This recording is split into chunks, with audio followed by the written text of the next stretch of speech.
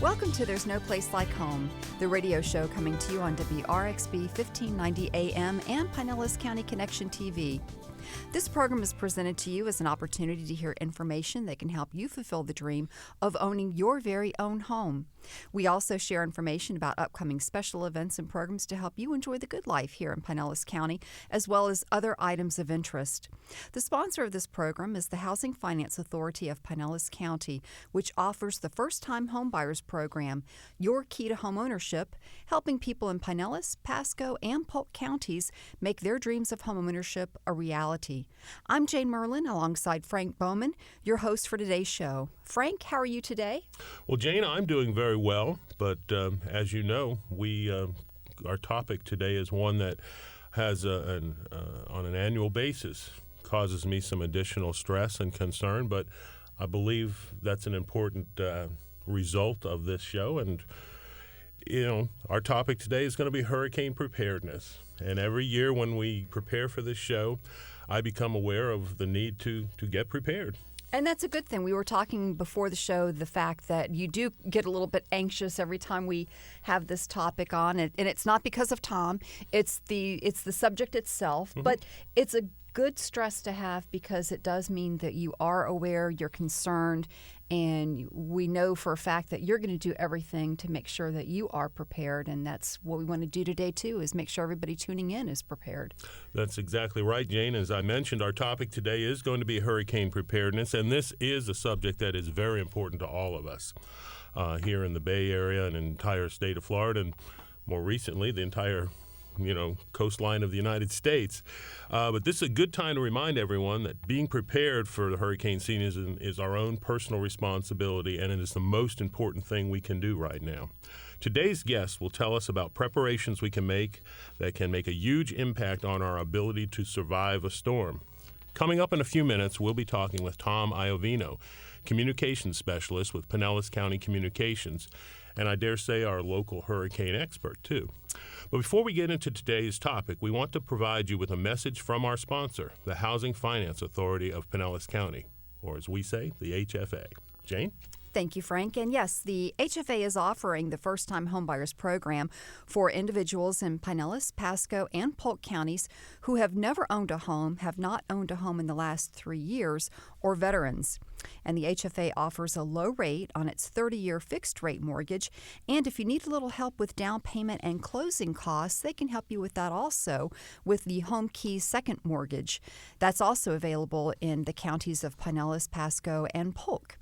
To get your key to homeownership, call 727-464-8210 or visit the website at pinellascounty.org/community/HFA.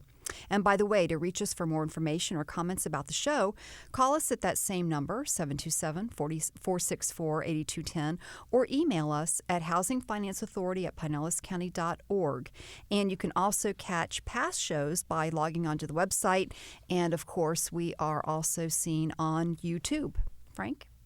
Thank you very much, Jay. And those mortgage programs are tremendous, and we really encourage anybody who is in the market or considering being in the market to buy a home that they give that number a call and find out how to get some great financing opportunities. Yeah, it's a really good time to be buying a home right now, and we've got a great rate on our first mortgage program. So. All right. Well, today's topic is, as we said, very important, and we hope everybody is paying close attention. It is time to become anxious, as you say I have done. Our guest today is going to give us some great tips as we prepare for hurricane season. Joining us is a returning guest who is a real regular on No Place Like Home during this time of year, Tom Iovino.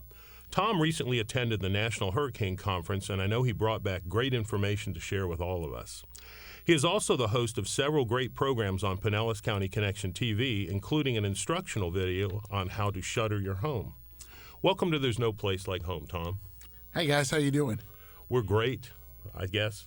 Well, let's continue to be that way, okay? We're ready. We're ready for this. We're ready. And I'm glad to hear that because, these storms, June 1st is on the calendar every year. Every year I get, for the holidays, I get myself a new calendar and I turn to June and it's always there. It's you can't avoid it. It's, it's one of those things that is coming. And unlike other disasters, that's a really good thing because if we were in California getting ready for earthquakes, we'd have no idea when one could happen. So keeping an eye on the weather is gives us a little advantage. It certainly does, and I've already found myself every morning waking up, turning on the computer, and going to the National Hurricane Center site. And I think I do that simply because I am so relieved when it says no activity. It's a real calming experience. Well, Tom, as I said, you've just come back from the National Hurricane Conference. Tell us about the experience up there this year. Well, this year we had a lot of participation from the Northeast. Given Hurricane Sandy's impact last year, we had a lot of emergency planners from the New England area to the Mid-Atlantic area, the Carolinas, and it was very well attended. A lot of their meteorology classes there about how to study the hurricanes, what type of improvements on forecasting are out there, but also mitigation methods, how you could build stronger communities. I spoke primarily about how to work with the public and the media to keep everybody informed of what's going on and how to get preparation top of mind in hurricane season. So there were a lot of people who attended the classes, and they're pretty well received, especially by people outside of Florida.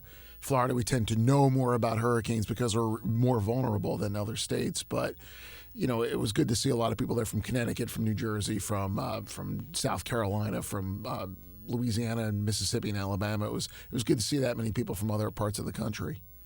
So it's a really good opportunity to get the latest and greatest information and also learn, I would imagine, from some of those other communities that you just mentioned who have been through some things that can really share their knowledge and the lessons learned. And when you think about the last time Florida dealt with the landfall of a hurricane was 2005 and Hurricane Wilma. And amazing to think it's been that long. And 2005, the social media wasn't what it is today. You look at Twitter and Facebook and Pinterest and YouTube, and these things didn't exist in 2005. These were not available to us. And as we brought on these services, starting to understand more about how we can use them and seeing real life examples up in the Northeast and up in the North Gulf Coast after Hurricane Isaac last year really helped us tremendously. We were able to get a real world hands-on approach to how they functioned, what some of the advantages were, what some of the pitfalls were, and we're able to adjust our plans accordingly. And I wanted to mention too, Tom, did I see something that you actually brought an award back from the conference this year? We did.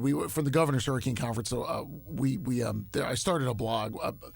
For those of you who haven't been participating since last year, I was one of the team that was deployed up to Hurricane Sandy to New York City for relief.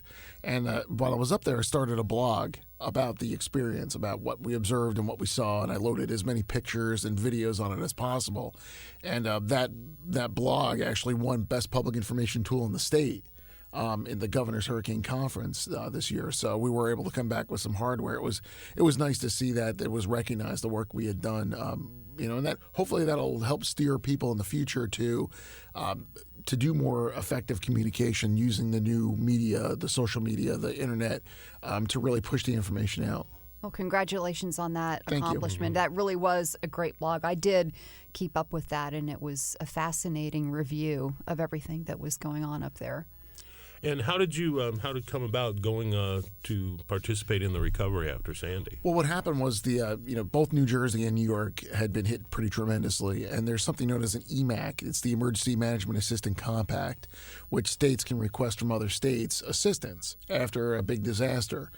New York City put in their EMAC request to areas of the country that had a tremendous amount of hurricane experience. Now, we haven't been hit in Pinellas County since 1921, but other areas of the West Central Florida region have been hit. They saw Hurricane Charlie in 2004 and other storms. So when they put out the request, Region 4, the West Central Florida region, decided we were gonna participate, and they were looking for people with a wide variety of skills: fire rescue, public health, and they wanted a public information officer as well along.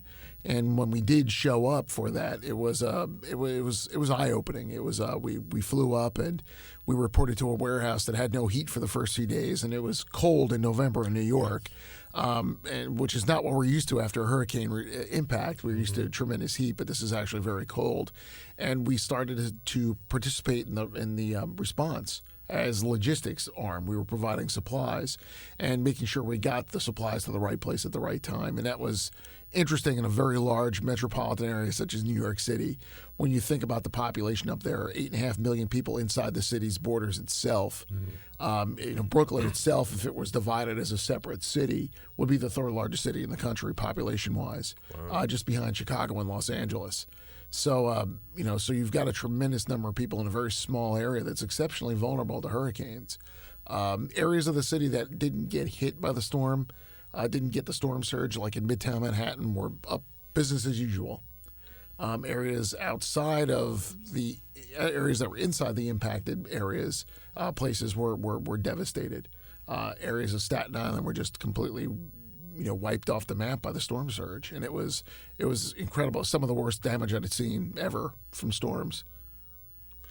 Well, I know you've mentioned that we have not had a hurricane recently here, and something we should be thankful for, but not let our guard down. But the folks in that area really hadn't seen a hurricane in a very long time. It probably wasn't on their radar at all. No, what happened was, it was surprising. There was in 2011, Hurricane Irene was going up the East Coast and was forecast to be this tremendous impact for New York City, New Jersey, the Mid-Atlantic region, southern New England. And the storm didn't materialize as the major threat. So what we saw in Hurricane Sandy were a lot of people who said they evacuated during Irene saw that the storm was overblown, the storm was not as bad as advertised, and they decided they were going to stay, and they put themselves in a very vulnerable situations. There were areas in Staten Island. There was one region, it was right near New Dorp High School, which is kind of central eastern coast of Staten Island, where about 50 people died in the city. And that was the largest concentration, and it was a lot of people who were older, people who had evacuated for Hurricane Irene, who decided not to this time, and they made the wrong decision. And it was bad to see that because because one storm doesn't materialize doesn't mean the next one's not going to.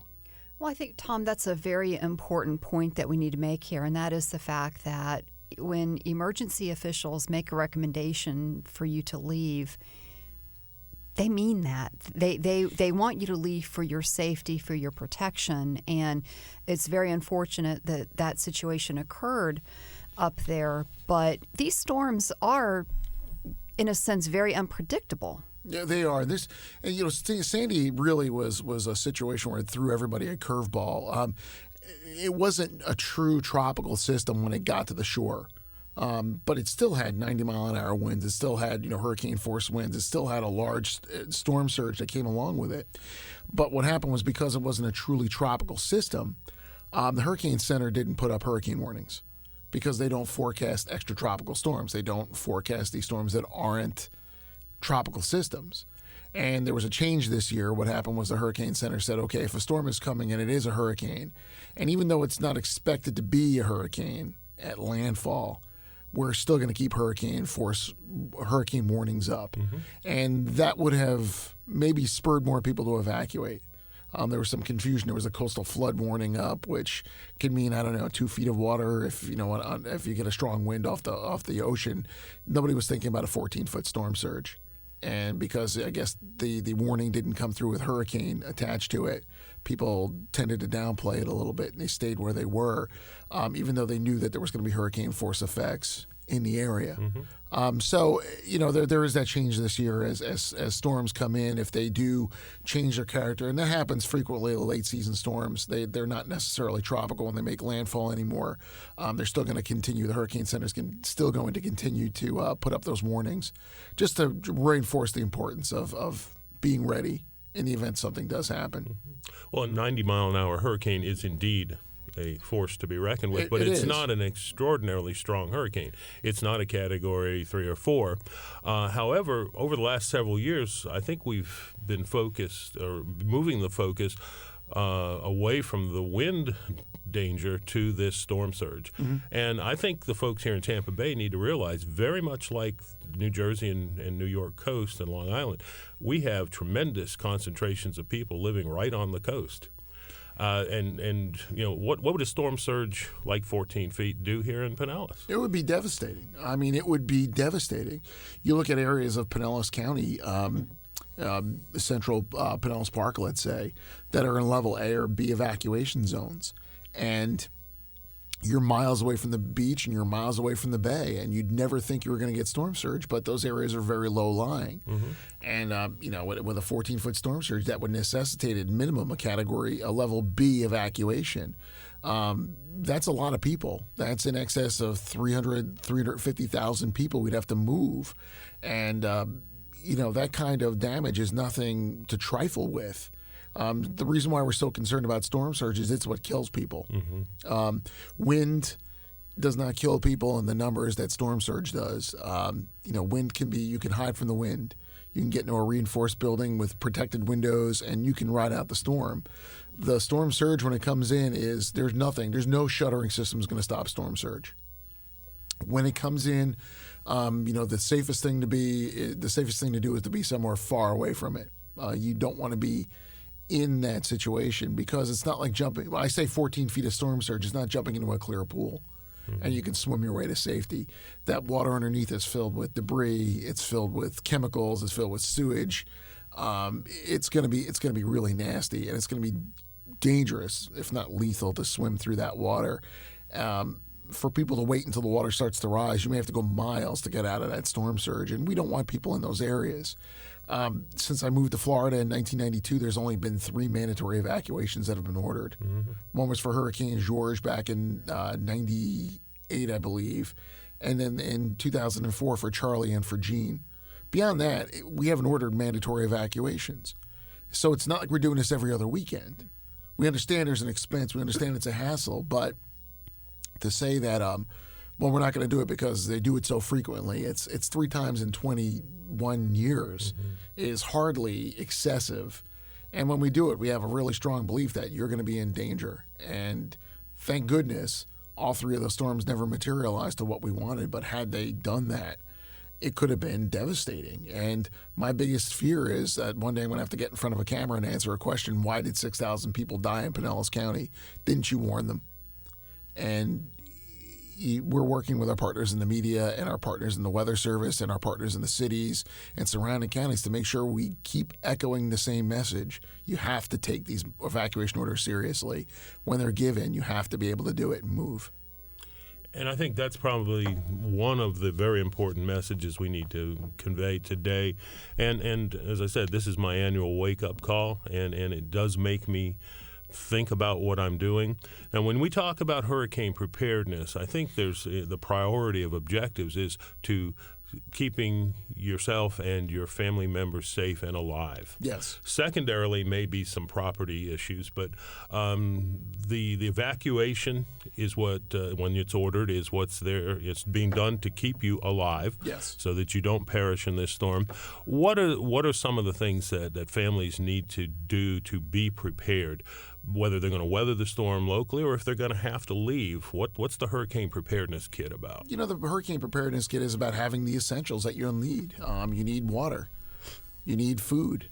You need your medications if you're on medication for cholesterol or for allergies or for blood pressure. You need to have enough of that medication, because after the storm, they're not going to be able to open up the local pharmacies. So you can't be down to 1 day's worth of medication and expect that the pharmacy is going to be open for you. It's not going to happen that way. Understanding that you have to have your important papers with you. The people who can produce their insurance policies and their deeds and things along those lines are going to be able to recover faster than those who are going to have to go and find and research what's covered in my insurance policy. They're going to, then people are going to have to do those things. So having those important papers are critical. Think about your pets. And a lot of people in Katrina in southern Louisiana and southern Mississippi didn't evacuate because they didn't want to leave their pets behind. They didn't know what to do with them. And they found those victims with their pets by their side, and they both perished. And my point, I cannot drive this home hard enough, is that if you love your pet enough to be willing to risk your life to stay with your pet, then you love your pet enough to have a plan today, and get out of harm's way. People tend to forget about neighbors who may be, or relatives who may be elderly, or may have special, functional needs that need to be addressed, medical needs, things like that, and they fail to plan. And when you get into a situation where you're trying to find, for an elderly relative, care for them, and the storm winds are starting to blow, and there's no place available, and the storm's only hours away, that's not the time. That's not the time to do it. You have to do it while the sun's shining. You have to do it today. It's never too early to have a plan for that. So when I see people say, well, I have to wait until the storm's winds are blowing to do something, that's nonsense. Mm-hmm. And that's really dangerous nonsense, because somebody's going to get hurt or worse, and we don't want that. We want you to be prepared. It just, I draw the illusion, you look both ways before you cross the street. You don't wait until you're in the middle of the lane to decide to look over and see if a car is coming. You always look both ways before you cross the street so you don't get hit. And it's the same thing with hurricanes. You always think in advance so you're not in a bad situation you have to get out of. You prevent yourself from being in a bad situation. Well, if we have a serious storm that's scheduled to have landfall here, we have the evacuation. This emergency preparedness kit, which is, the most essential thing, is water and food. People need to have supplies of their own and for their family and their pets, if necessary, for at least a week? At least a week. When you look at Pinellas County, we are a peninsula. All of our major roadways cross water. And you could say, well, US 19 doesn't. Drive US 19 up in Tarpon Springs, and you'll see that it crosses water in multiple locations. So you have to understand that any and all roadways cross water, and it may be difficult to get supplies to Pinellas County on damaged bridges. So having it, usually they say first 72 hours is on you, the first 72 is on you. We say a minimum of a week here in Pinellas, because it is going to be a challenge getting these supplies out. So we really need to have people thinking, and really even for medications, maybe even a 2-week supply. Yeah. And, Tom, I think another important point that needs to be made here is that the utilities and the loss of those utilities for folks, it could be several days and even into a week or more. Mm-hmm. We experienced that back in 2004 with all of the near misses that we had here. Mm-hmm. And there was a lot of frustration from folks who didn't have power for an extended period of time. That's, again, something that we all need to take a personal responsibility to be prepared for, in addition to the food and the medication and things for our children and our pets. What are you going to do if you're without power for several days? And the power company and the water companies are going to work as fast as they can to get everything restored, but they're looking at everything in a priority. Can you speak to that a little bit? Of course. When it comes to reinstalling or restarting utilities, part of the biggest concern is going to be to get things like hospitals and fire stations up and running first. The ability to get the hospitals, critical facilities, up and running after a storm is going to be priority number one. We understand that you're in your home, and we understand that you don't have power, and it's a bad situation at your house, but we need to have the hospitals open, the fire departments open. We need to have the roadways cleared so those urban search and rescue apparatus can get out and start to do recovery and start to do search and rescue to get people who are injured to those hospitals. That's going to be critical. And we understand that you're going to be very impatient. The tempers are going to be very short, and it's going to be a very miserable situation. But you do have to understand there are priorities that are going to have to go in first. And once we get those taken care of, then the utility companies are going to be able to stretch out and to be able to start to bring in as many people as possible. And they're always going to think, how can we bring the most people possible on? If there's one area that has 10 homes that are out of power and one area that has 50,000 homes that are out of power, and it's just one repair can bring them both up online, they're going to go to the place that can bring the 50,000 up first. It's not that they don't care about you. It's just that they need to get as many people on as possible to restore those properties. And if they could do one repair job that brings 50,000 on first, that's where that priority is going to be. And then from there, it'll work down. But you have to understand, you have to be patient. Well, and that's very important to the patience and the sort of willingness to help one another and to work together as a community in the aftermath is critical. This show really needs to be an hour and a half long, and unfortunately we've got about 5 minutes left. Okay. I think we need to start telling people about where the best resources to go to find out about preparation. I know there's you and Pinellas County have done a lot of work putting information out there. Tell the listeners where they need to go to get that information and what they need to pay attention to. Sure. We have the Pinellas County Emergency Management website, which is www.pinellascounty.org/emergency. That is the emergency management website, and there we have a hurricane guide, basically in a digital format. From there, you can click on sections about how to prepare your pets, how to prepare your home. If you know anybody with special needs, if you know anybody who has a pet, whatever the situation, kids, whatever. You just go through that situation and find each individual article that applies to you. We also have a hurricane guide, which is out. You can find it at city halls, fire stations, things along those lines. And we really need people to understand the importance of having that plan in advance. On the front page of the guide, we have a checklist what you should be doing in advance of the season. But also, if the storm is 5 days out, if the storm's 3 days out, if the storm's 24 hours out, what should you do as a checklist?